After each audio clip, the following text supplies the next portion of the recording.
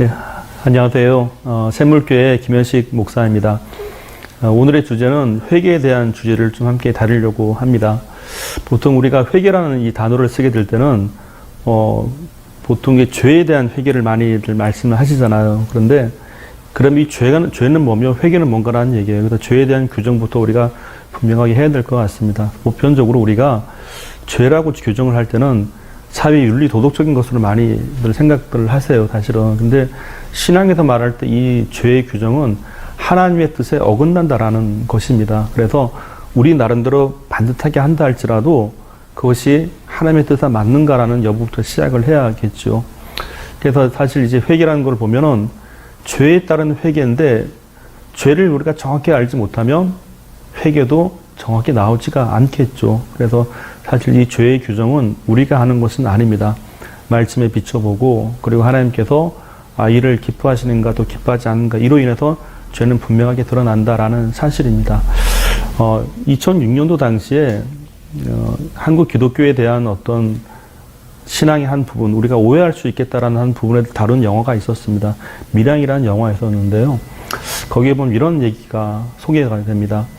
한 아이의 엄마가 있었고 이 아이의 엄마가 이제 중간에 교회를 다니게 돼요. 신앙을 갖게 되는데 어느 날 이 아이가 납치가 됩니다.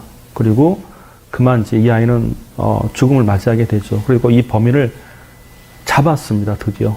그리고 나서 이 영화의 스토리상 이 범인은 감옥에 또 없이 들어가게 되죠.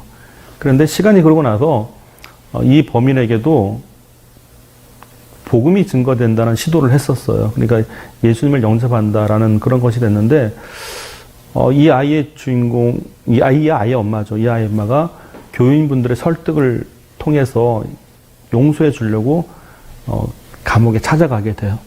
그런데 감옥에 있던 그 살인범이죠. 살인범이 딱 마주치는 순간에 했던 얘기가 있습니다. 나는 이제 평안합니다. 그래요. 내가 죄를 고백했더니 정말 하나님께서 내 모든 죄를 다 용서해 주셨습니다. 라는 말을 합니다. 이 얘기를 듣고 이 주인공이 너무 괴로워하는 거예요. 그때 하는 말이 있습니다. 나는 용서한 적이 없는데 나는 용서한 적이 없는데 이렇게 해야죠.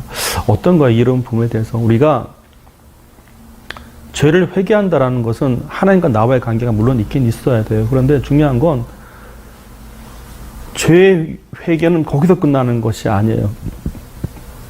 왜냐하면 나로 인하여 상대가 얼마나 힘들었는가를 알아가게 합니다. 사실은. 그래서 회개라는 것은 내 만족이 아니에요. 사실은. 하나 예를 들어 우리가 삭개오라는 인물을 하나 보겠습니다. 삭개오는 세리장이었죠. 세리장으로서 원래 그 당시에 이 세리들은 정한 세 외에 더 많은 것을 거둬들였습니다. 그래서 그 피해로 인하여 사람들이 고스란히 살림이 어렵게 되는 것을 겪게 됐었죠. 어느 날 세리장이었던 삭개오는 그걸 알게 됩니다.